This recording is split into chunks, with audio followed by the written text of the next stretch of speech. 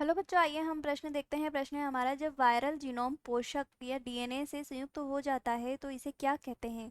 हमें चार विकल्प दिए गए हैं। पहला है प्रोफेस, दूसरा है प्रोफेज, तीसरा है जीवाणुभोजी और चौथा है उपरोक्त में से कोई नहीं। सबसे पहले हम देख लेते हैं हमारी मुख्य अवधारणा,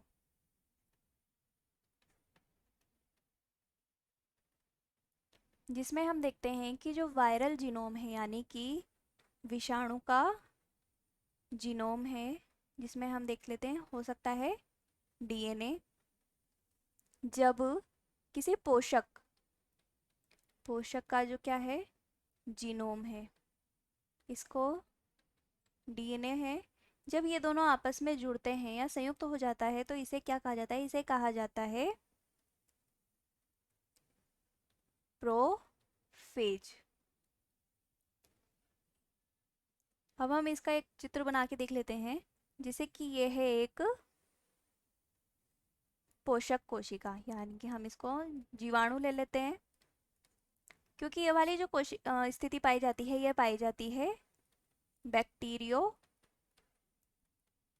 फेज में, या हम इसको कह सकते हैं एक जीवाणु भोजी। तो ये जो एक जीवाणु है, इसके अंदर इसका स्वयं का एक डीएनए पाया जाता है। इसको हम कह सकते हैं जीवाणु या पोषक, और ये हो जाएगा पोषक डीएनए। अब इसके ऊपर आक्रमण कर रहा है एक वायरस या बैक्टीरियोफेज। तो इसके अंदर इसका जो जीनोम है, इसको हम कहेंगे वायरल जीनोम। ये भी क्या है, डीएनए है।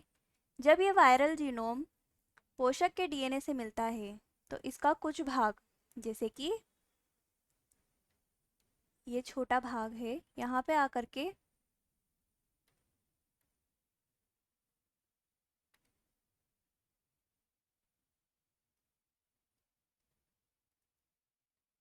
हम देख रहे हैं कि यहाँ पर ये जो बीच में जो जीनोम आकर के मिला है, इस पूरे भाग को हम कहेंगे क्या,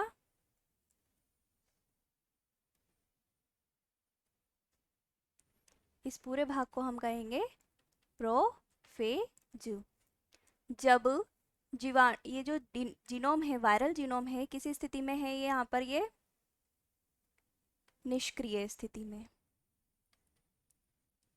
ये है यहाँ पे निष्क्रिय स्थिति में और पोषक डीएनए के साथ जुड़ा हुआ है, और ये कहलाता है प्रोफेज।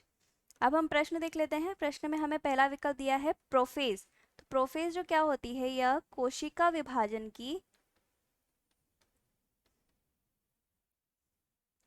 अवस्था होती है, इसलिए यह विकल्प गलत है। दूसरा है प्रोफेज, तो यह सही है। तीसरा है जीवाणुभोजी। जीवाणुभोजी तो क्या है, पोषक के ऊपर आक्रमण करने वाला वायरस है या विषाणु है, इसलिए यह विकल्प भी गलत है। और उपरोक्त में से कोई नहीं, तो यह भी गलत है। तो हमारा जो उत्तर है वह है विकल्प बी, यानी प्रोफेज। आशा है आप उत्तर समझ गए होंगे। धन्यवाद।